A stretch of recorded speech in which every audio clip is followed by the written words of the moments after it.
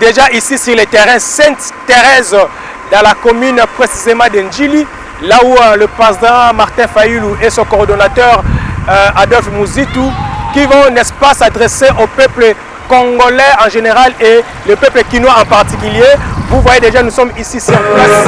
Adonai Info TV est venu juste pour vous servir, n'est-ce pas? Vous voyez déjà, on est en train d'installer. L'installation se fait déjà. Il y a partout déjà des groupuscules déjà qui attendent, n'est-ce pas, l'arrivée de leur président Martin Fayulu et le coordonnateur Muzitu, n'est-ce pas, comme je viens de vous le dire, accompagné d'un député Ados Ndombasi, Obaouti, tourné Moko, il y a héros américains, n'est-ce pas, ils ont rencontré les autorités européennes et aussi les autorités américaines, n'est-ce pas, tu connais Babango dans quelques minutes, Awa, n'est-ce pas, Sainte-Thérèse dans le terrain. Donc, dans peu de temps, parce qu'il y a déjà une équipe, il y a Adonai Info TV, on passe déjà au niveau de l'aéroport, je crois qu'on doit constater comment il y a déjà la masse, et derrière moi, il y a l'installation d'ingénieurs pour installer déjà, donc dans quelques heures, nous avons déjà 8 heures à Villa Kinshasa. Donc dans quelques heures, le président Martin Fayulu a dit Awa, mais après ça, le message dans le peuple congolais. Nous vous disons encore une fois de plus, bonjour et ne quittez pas, ça c'est nos promesses. Adonai Info TV est là toujours pour vous servir. Devant vous, il y a votre serviteur, Galan Vemba, et alors Michel Panzou, et à tout à l'heure. Ciao.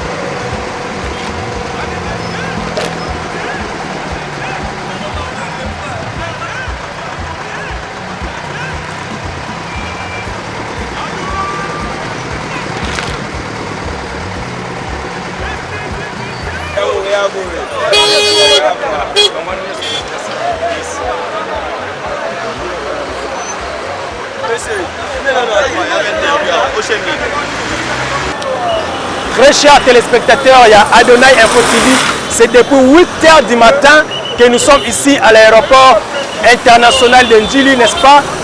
Adonai Info TV est ici à l'aéroport de Ndjili pour couvrir la manifestation. Il y a arrivé à mon amboka Martin Fayulu Madidi. Il est accompagné de la coordonnateur Yalamouka. Et tu signalé déjà bien avant de manière où Baye Bangomi Balé, ça la paix aussi échange. Donc ce n'est pas seulement Martin Fayulu à côté de la président Oyazaki en 2018, mais aussi tout signalé qu'à la coordination, voilà, vous avez déjà mouvement Batoubazoya. Donc il y a des délégations qui arrivent, qui viennent de partout, comme vous le constatez avec moi ensemble. Voilà, la population délégation arrive avec des cantiques, des chansons.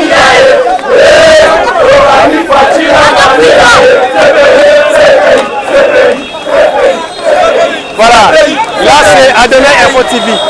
Adonai Azala pour la informer bino, qu'on peut savoir no comment. Donc, on est allé c'est Adonai Info TV na kati ya aéroport Yandjili. Donc nous sommes là pour vous servir, pour que vous manifestation de Salima Awa, chansons, calico, banderole, effigie, on les a de partout. Et avec un méchant qui prend sur la caméra, je sais que Azo Kota Kota déjà, tu as vu ça qui bino tant aux qui na terrain Yandjili que il y a déjà une équipe ici, na kati ya aéroport Yandjili depuis 8h du matin. Donc Adonai Info TV Azara na zola la tête. Donc tu peux voir ton Luka Boye, tout ça là bas interview et puis voilà. À tout à l'heure.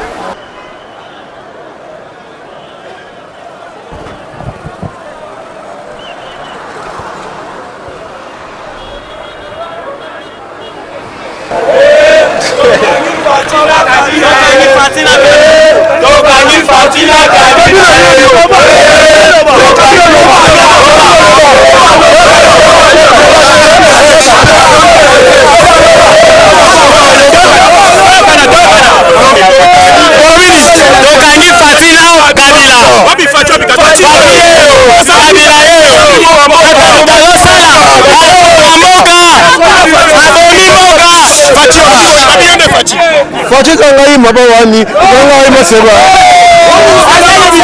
Papa, nazana ngai no samboko yo. Tozali 5 personnes, tozaki mbongo Congo. Natanga. Toza kamere. Mbongo kamera bele kemida. Tozali mbongo se de muté pimaki na baki.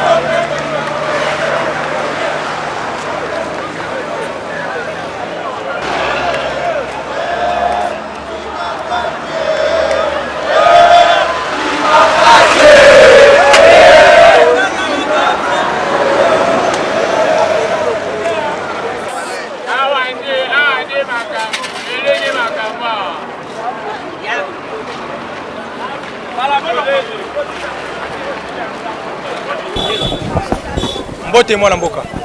Mbote ndeko journaliste. On s'est présenté, tu as raison une autre côté lié à na kati ya aéroport Yandjili. Bon, ngai monsieur Dax. Nazali cadre na kati ya parti ya CCD. Très bien. Raison une autre côté lié na aéroport Yandjili. C'est beaucoup parce que zali événement historique. Au mokili moyebi que le président qui était élu démocratiquement Martin Fayulu Madidi. Alors ataki libana mboka azozo na mboka bakoko na ye alors esengela ki à nous les lamoukistes to ya kwa accueillir président élu. Message nous ozela na président Martin Fayulu. Bon coordonnateur Muzito. Message ezaka moko. To yebi que pouvoir en place ezaki pouvoir kwa moyibi. Mais alors ndenge yazo kitalelo ezali fait la mission na bango. C'est-à-dire Martin azozo a pouvoir na en main pour que le peuple congolais l'on a étape à ça dans le. Merci moi Mboka. Merci les journalistes. Mbote moi Mboka. Mbote papa. On s'est présenté petit toye ba raison ni oyo to kutelio awa na aéroport Yandjili. Kombo la ngamba Marit Moulaba naza présidente ya Selili Kingasan na okamba femme de valeur. Ese ngolangeza na yeko yamba président la ngai oyo na voter ki na motema moko na salle na bureau élection. Na sali nyonso mais na tika na souci na motema. Yango tango nyonso na zala mpiso tango na yaka koyamba e. Message de la président Martin Fayulu. tozozela aya kotela biso likambo oyo bato basalaki association wana aza musika na bango alanda bakoko atelema akamba RDC tozosufrir makasi donc banda bazoki bokonzo ya malamu toomona te kolela dollar pasi donc makambo tokomi lokoba étranger na mboka ya biso moko tokolela loso na sens nini donc dollar comme na 225 ekosimba vraiment bakende toza na posa bao te mafakita loko eza mai malili yango mekisa pepe congolais mai discours nyozozela président Martin Fayulu discours nyozozela nazozela président koloba ya malamu oyo ale nango kuna tozozela ya koloba po biso tozala bien mama tomoni badrapeau ya MLC te tomoni badrapeau mpe ensemble te engelakisani bokabwani bon papa babengi labuka toyebi te wala vana nakota mozindo te ya moko ezali awa naomona ya nouvelle elana eside yango nde ezoepate awa toyebi te kuna moyena lobebele eza te mpo na moni te botondi mingi merci parce que président Fayulu aza président eli ya mboka na biso Congo moto nyonso tu ayebi yango eza ya kobomba te moto nyonso ayebi yango tosepeli ndenge président zongi akendaki préparation azongi lelo po tozwa mboka na maboko na ndenge ya kimoyibi te me na lolenge ya bonzambe o nkolo nzambe apesaki ye pouvoir etant que mwana na nzambe adirige Congo po dollar oyo ezomata pamba ekita tomoni sini mo epesaki awa déjà na bangonga moko boye engelakisa nini à chaque façon président ye ebimara sini oyo epesami lelo mpo na kotalisa monde entier que Martin Fayulu aza ensemble na nzambe soki bato bayebi nzambe te me ye ayebi nzambe donc sini etalisi mpo na koloba ete mokonzi moko akoki kopesa kimia na mboka oyo eza se bobele Martin Fayulu Madidi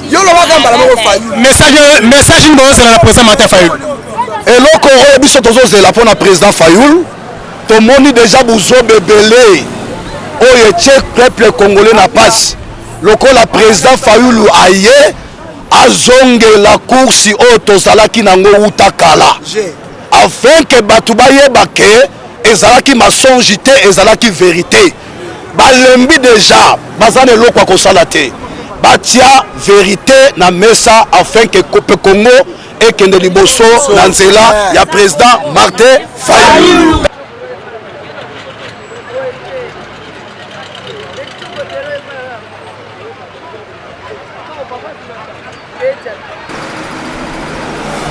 Ndenge toyebisaki bino bandeko balandi ya Adonai Info TV.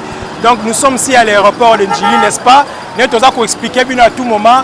Nous allons couvrir l'arrivée, il y a moi Namboka, le président Martin Fayulu Madidi, et ensemble un coordonnateur Mozitu, et aussi baza accompagné d'un député na bango ya Funa, na Kombo ya Adosi Ndombas. Baza les grandes tournées na mukili ya poto, baleka ki na Europe, baza ki na États-Unis. Donc si vous avez un awa na aéroport ya Njili. Et puis, liboso awa toza entouré, n'est-ce pas? Au moins, il y a 4 bazali awa, il y a 2 VU, ils vont se présenter eux-mêmes. Et puis, bakoloba raison nini oyo to kokuti la bango na aéroport ya Njili. Bonjour maître. Bonjour, bien, merci. Bonjour.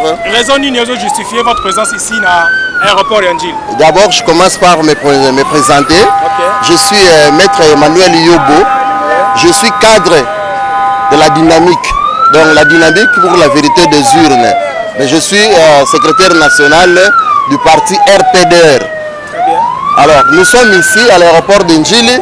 Nous sommes venus pour accueillir le président élu, le président Martin Fayulu Madidi, qui pendant un temps, il a été absent, il n'a pas été avec nous, il a été quelque part pour des raisons que vous connaissez. Mais aujourd'hui, il vient de regagner notre beau pays.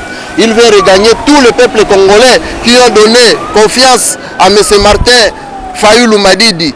Nous avons porté nos voix pour élire le président Martin Fayulu Madidi. Alors aujourd'hui, il est de nôtres, il sera avec nous, il est déjà arrivé et maintenant nous attendons pour l'acheminer jusqu'au lieu où il va tenir son meeting. Effectivement, le lieu de meeting c'est au terrain Sainte-Thérèse. Qu'est-ce que vous attendez de lui dans son discours? Oui, nous attendons du président élu que le président dise un mot, qu'il dise un mot à tout le peuple congolais qui sont en train d'attendre. Vu de tout ce que nous sommes en train de vivre ici à Kinshasa, au Congo, partout ailleurs. La situation est devenue dramatique. Quand le dollar n'est pas commis. Le dollar est commis, tina 20, tina 22. Bon, c'est le président Martin Aya Alobaïlo Komoko, pour la Congo, parce qu'il a quand même une idée globale sur gestion de Mboka Nabiso. D'accord, maître Azonzo Ngelayo, la tournée Langamba Mbote Mama. Nous voulons aussi savoir, raison Nini, Otokoute Libino Awana, aéroport Yandjili. Quelles sont vos impressions? D'abord, je commence par me présenter. Nazali Maman Kabibi, présidente nationale de la Ligue des femmes et RPDR, parti cher à Bobo Laboué. Toye Ko Yamba, Moko Yabiso, Yalamuka. Comme nous, on fait partie, il y a dynamique, il y a DVU. RPDR est parti, mais on a qu'à DVU. Nous, on a élu le président Fayoulou. Quoi de plus normal? On retourne à Toya Koyambaye.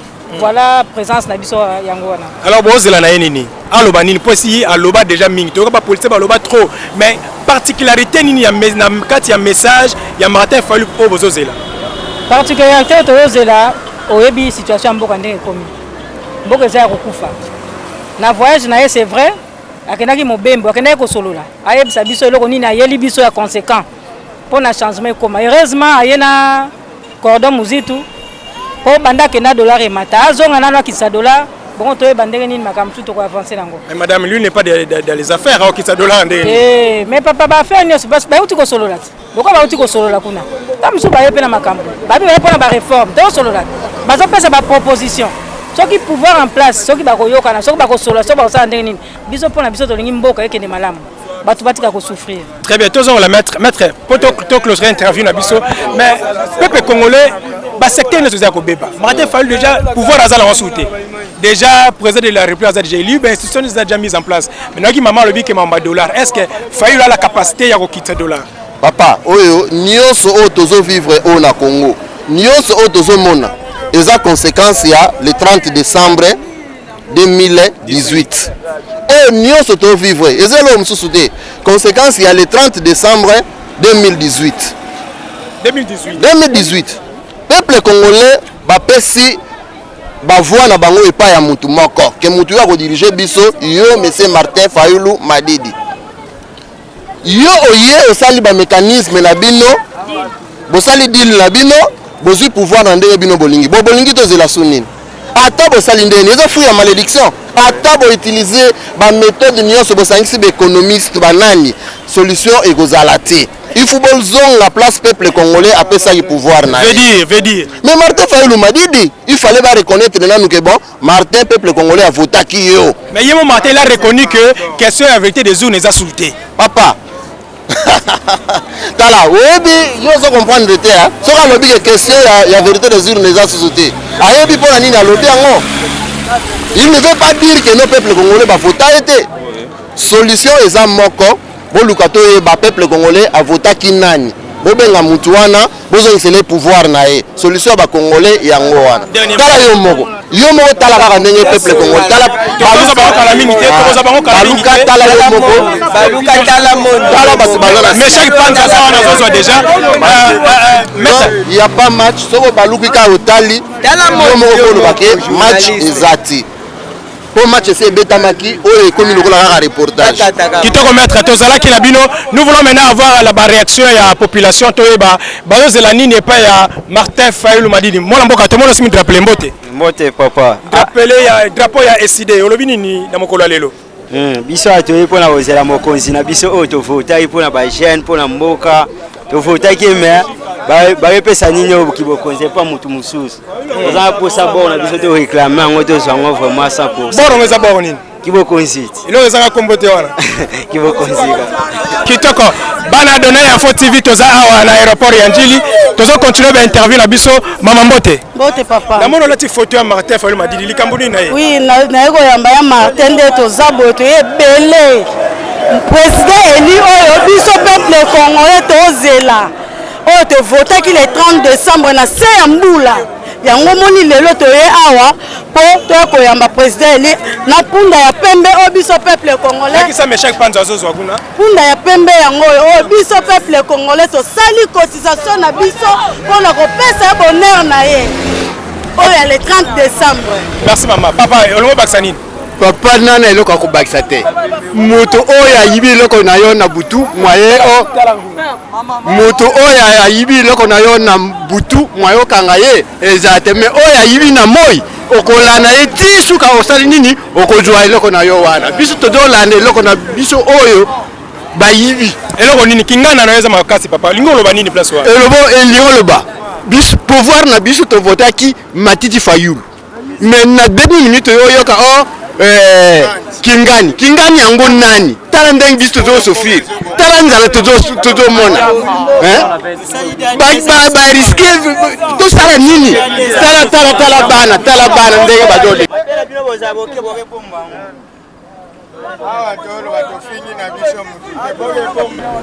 mwana mboka mozito azona Martin Fayulu bazoya lelo yo bakisi nini bon ngai na bakisi boye monsieur les journalistes vraiment bakosaka conscience te conscience bakosaka yango te soki totali bien omoni eloko utesama na moya lelo manifestation nyonso ya lamuka likolo ebebaka arc-en-ciel ebimaka ezolakisa ke pouvoir eza na bakolo nango ndenge tozali awa bayebaka ndenge bayiba eloko wana suka nango nzambe akokata likambo wana ayiba pouvoir ngai ntango nakendaka na irne nakendaki kovote Tshilombo te nalobaka ngo nzambe ayoko ngai navotaka Martin Fayulu na Bintu Munisu Blaise oyo ngai navota na national ngai navota Tshilombo te me lelo nakamwa Tshilombo nde moto abima me nzambe akokata likambo wana na pasi tozomona papa ngai nazosepelanga mpona journal lelo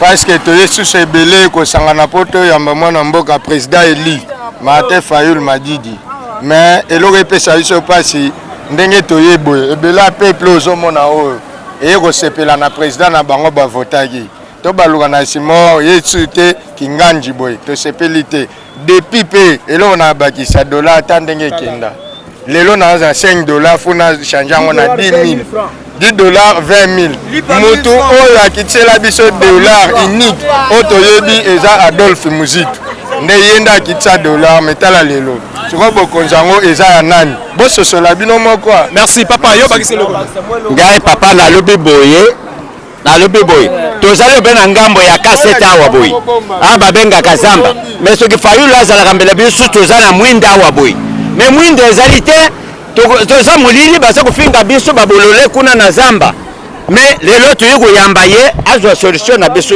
ya bapeuple ya mpasa maba azwa solution. Mais papa yaza na pouvoir te solution na ozula bino aza na pouvoir nani biso bapeuple tovotaka ye aza eli aza président ya démocratique de Congo awa boye na mboka ya Congo moto mosusu aza te po wana nyonso to baza yunga kaka boye ye moko lukula ye azwa solution ya mboka oyo. Merci mwana mboka. Ok, merci.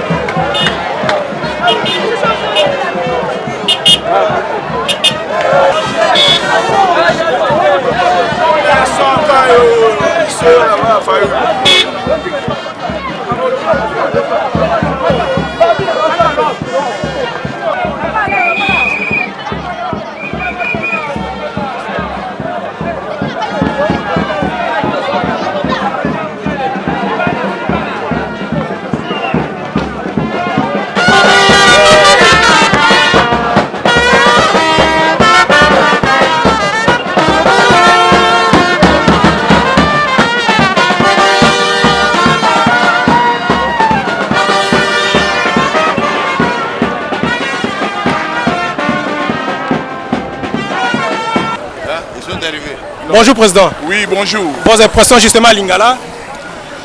Bon, moni est nango. Ezali mélanger des milliers de personnes au monde à Balabala. Vraiment. Bato belo au bateau de Sainte-Thérèse. Comment ça très bien que Et c'est on ma casse parce qu'en fait, ça fait 5 mois. 5 mois, Oyo, le président élu, Azaki Absam Mabeye Naye. À Zongi, c'est normal que le peuple ait communié. Donc, ils ont pu s'amuser sur ma casse. Vraiment, aujourd'hui, c'est le discours du président Martin Fayulu Lelo dans la place Sainte-Thérèse. Ok, président Martin Fayulu, quand tu vas parler, je sais qu'il va bien rebelle. Mais moi, j'attends, et je suis sûr qu'il va bien rebelle. Il y a le Bossa Robanine. Nous sommes pour la souveraineté Namboko. Or, aujourd'hui, notre souveraineté est menacée. Menacée parce qu'il y a 6 armées étrangères sur notre sol. Menacée parce que nos voisins, à cette allure-là, on va où? Dernièrement, il vient de tuer 220 personnes à Kivu. Le gouvernement et le président de la République qui joue le rôle du président, pas un mot de condoléances. Ça, c'est ce que ça fait maintenant 20 ans que ça dure. Le président Martin a coupé à cette balkanisation. C'est comme si il y a un accès à point. Mais à poser la question pouvoir d'achat à battre. Tant que de réseau matin. Mais tant que de réseau matin, front et amis qu'on s'est frité, valeurs aussi là. Parce que c'est un bon côté. Donc, la situation sociale est encore beaucoup plus difficile. À reparler sur Yango. Mais à reparler de violation continuelle. Il y a la constitution de la Bissau. Président Bob Nakato Malawate, mais bana poto bana monde entier bazolanda yo bali ba ni nezo ko certifier que le président Martin Fayulu certainement obeta cette na biloko on appelle bana RPDR bali ba réellement ni nezo toucher la moté mon pour ba biloko. Non, parce que le président Martin Fayulu toujours dans la dynamique naé je suis en contact de manière permanente. Bien que ça n'a pas dans les États-Unis, toujours cela. Donc je connais un peu sa façon de voir les choses. Donc pour dire seulement que les Oyo, tout ce que nous sommes en train de vivre comme désordre, sur le plan politique, sur le plan économique, sur le plan social, sur le plan sécuritaire, les alliés conséquences du fait que le 30 décembre 2018, va tourner l'élection, peuple a pogné Moutou, mais Moutou a dirigé Moutou en polarité. Conséquence c'est un mot. Du fait que il y a une élection, le peuple qui a voté Moutouye, conséquence c'est la coalition FCC Cash, en otage.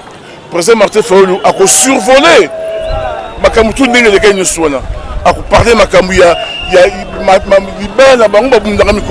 FCC Cash, en otage, a parlé Makamouya dollar, ils ont matin, a parlé Makamouya institution, donc en fait il va parler à brosser le tableau général de ce Samboka. Est-ce que les choses vont changer d'arriver à Martin Fayulu la carte RDC? Ce qui a brossé le tableau général à ressources en disant ceci, peuple, prenez-vous en charge. Pour ce motif, après tout, les affaires pour le président Martin Fayulu, et il prend ma peuple. Quand le peuple a voté pour le président Martin Fayulu, il y a une victoire, il y a une victoire au peuple. Donc il faut le peuple à terre, le peuple à terre imité. Au moins dans Mali, le peuple à terre m'a changé. Donc ce peuple à terre imité, tout ça. Détournement, il y a qui le peuple d'abord, et comme nous avons d'abord. Mais il y a un monde de donc ça va pas. D'accord, président, un monde de la fin. Mais le monde de la fin, la population des autres, ceux qui dans cette terrain se plaignent. Moi, je sais très bien que merci, président. Bonjour, cher coordonnateur. Bonjour. Tu écoutes un rapport Andy Yanjilawa. Tu as une impression d'arriver à président Martin Fayulu Madidi et puis na coordonnateur Mozito. Impression nanga eza kitoko. Na sepeli makasi du fait que le peuple a répondre, a démontré que Aza toujours attaché na président naye oya votaki. Amen. Parce que problème eza awa de Angoana. Pendant absence naye mboka ezo kende tant bien que mal au point que ça ne va pas. Il était temps à Zonga pour que aya dynamiser le peuple congolais de sorte que le peuple congolais a mobilisé autour, il y a plein de sorties de crise. Parce que il faut absolument tout le peuple na crise oyo.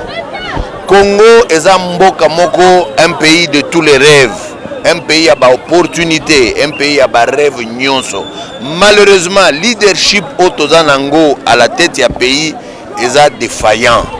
Est un leadership moko absent, un leadership moko incapable. Amen. Il était temps que le commandant du peuple Azonga, pour que aya kopé sa ton de sorte que Makambo Ezonga na rai. Il n'est pas normal.